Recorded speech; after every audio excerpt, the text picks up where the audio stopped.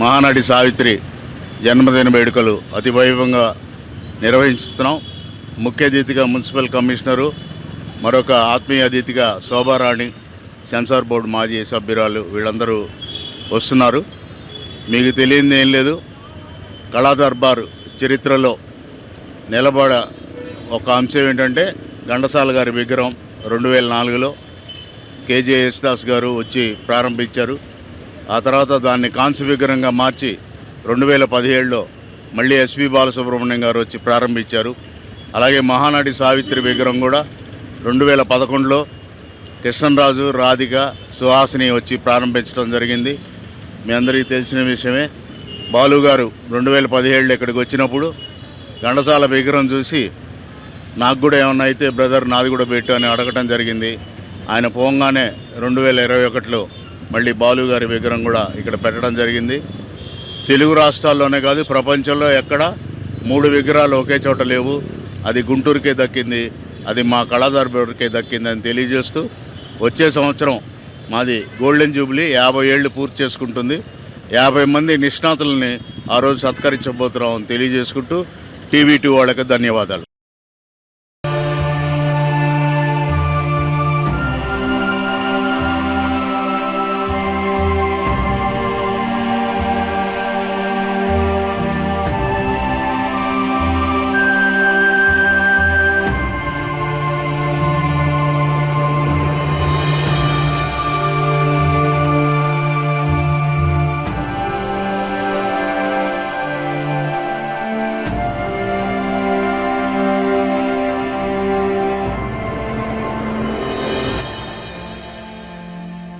చరిత్రలో నిలబడిపోయే 3 విగ్రహాలు ప్రపంచంలో ఎక్కడా లేవు. మన వాళ్ళు ఈ విగ్రహాలు వచ్చి పూజించరు, చేయరు. కానీ అమెరికా నుంచి, ఆస్ట్రేలియా నుంచి, విదేశాల నుంచి, హైదరాబాద్ నుంచి ఇక్కడికి వచ్చి వాటిని దర్శించి వాటికి పూలు పెట్టి సాంబ్రాణి కడ్డీలు వెలిగించి నాకు ఫోటోలు పెడుతుంటారు అందరూ. అది చాలా గొప్ప విషయం. బయట వాళ్ళు గుర్తించినట్టుగా ఇంకా మన నగరంలో ఈ విగ్రహాలని గుర్తించకపోవటం చాలా శోచనీయం. హైదరాబాద్ నుంచి ఏ సింగర్ వచ్చినా, ఎవరు వచ్చినా, పెద్ద పెద్దవాళ్ళు ఎవరు వచ్చినా ముందు ఈ విగ్రహాల దగ్గరకు వచ్చి దండం పెడతారు. నేను ఎప్పుడు గుంటూరులో సింగర్లందరినీ, అసోసియేషన్ వాళ్ళందరినీ కోరుకుండేది ఒకటే, నేను ఉన్నాను కాబట్టి చేస్తున్నా ప్రతి సంవత్సరం వీళ్ళకి. ఆ తర్వాత ఏంటి అని నాకు ఒక ఆలోచన వస్తుంది. కాబట్టి మీ అందరూ దయచేసి పూనుకోండి. ఆయన పుట్టినరోజు 4వ తేదీ విగ్రహం కడిగించడం, 2 పూలు పెట్టడం, మీ అందరూ వచ్చి ఇక్కడ నివాళులు అర్పించడం. అలాగే 6వ తారీఖు డిసెంబరు, అది గుర్తుపెట్టుకోండి. తర్వాత ఆయన జూన్ 4న ఇప్పుడు బాలు గారిది. ఈ 3 గుర్తుపెట్టుకోండి. సింగర్లు మీరు పాటలు పాడుతున్నారు, ఎన్నో విధాల పైకి వచ్చారు. వాళ్ళ పాటలే మీరు పాడుకుంటున్నారు ఇప్పటికి కూడా. ఘంటసాల, బాలు పాటలు లేకుండా మీరు జీవితాలు గడగట్ల. అలాంటప్పుడు వాళ్ళని గుర్తుపెట్టుకొని వాళ్ళకి చెయ్యండి అని. ఎందుకంటే ఇక నేను ముందు చేయలేను కూడా, ఎందుకంటే నాకు ఓర్పు తగ్గిపోతుంది. 49 సంవత్సరాలు కళారంగంలో పూర్తి చేసుకున్నాను. రేపు మార్చికి 50 ఏళ్ళు. చరిత్రలో లేదు, ఆంధ్రప్రదేశ్లో ఏ సంస్థ లేదు 50 ఏళ్ళు. మనం సాధించాం. మీ అందరి ఆశీస్సులతో అది కూడా అద్భుతంగా చేస్తానని తెలియజేసుకుంటూ, మహానటి సావిత్రి గురించి చెప్పాల్సిన అవసరం లేదు. ఈనాటి ముఖ్య అతిథిగా రావాల్సిన కమిషనర్ గారు సీఎంతో వీడియో కాన్ఫరెన్స్లో ఉన్నారు. ఆయన తర్వాత వచ్చి గార్లాండ్ వేస్తానని తెలియజేసి, అప్పటిదాకా మనం వెయిట్ చేయడం కష్టం. కాబట్టి మా శోభారాణి నాతో పాటు సెన్సార్ బోర్డులో చేసింది. మా ఇద్దరికి దాదాపు 20 ఏళ్ల పరిచయం. విజయశాంతి ఎలాంటిదో శోభారాణి అలాంటిది. అంత ఫాస్ట్, అన్ని నిర్భయంగా ఎవరైనా సరే, మెగాస్టార్ అవని, వాడు సూపర్ స్టార్లో అవని, ఎవరైనా సరే మొహమాటం లేకుండా మాట్లాడుతుంది. అందుకనే ఆ అమ్మాయికి అంత పేరు వచ్చింది తక్కువ టైంలో. శోభారాణి మంచి అమ్మాయి, ఇలాంటి కార్యక్రమాల్లో పాల్గొంటుంది కదా. జోహార్ మహానటి సావిత్రి, జోహార్ మహానటి సావిత్రి. విజయలక్ష్మి, నువ్వు రామ్మ ముందు.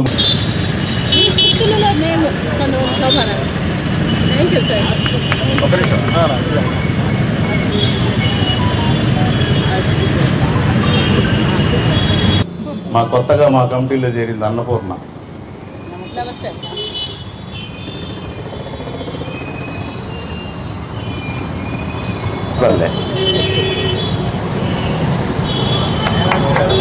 రండి మిరియాల గారు, ఒకసారి ఇటు ఫోటోలో ఉందో చూడండి. నా సుధీర్, జయశంకర్ గారు, బాబా గారు, మా సాయిబాబా, సుధీరు, సాంబశివరావు,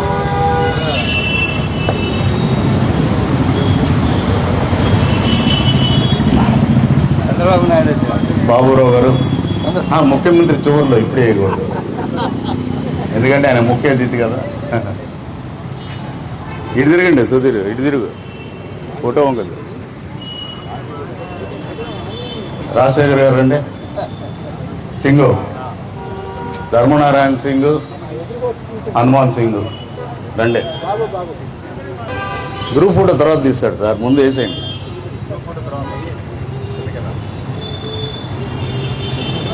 రా చంద్రబాబు, ఇంకెవరున్నారు? వేశారు.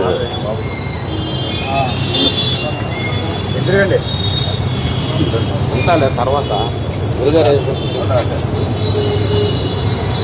జోహార్ మహానటి సావిత్రి, జోహార్. జాజి పూలుదీకై రోజు రోజు పూచే చూసి చూసి పాపం సొమ్మసిల్లిపోయే చందమామనీకై తొంగి తొంగి చూసి చందమామనీకై తొంగి తొంగి చూసి సరసన లేవని అలకలు పోయి నీవు లేకలేనా పలుకలేనందరి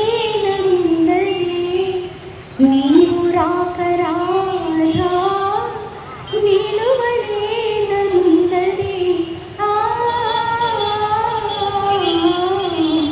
నీవు లేకలేనా.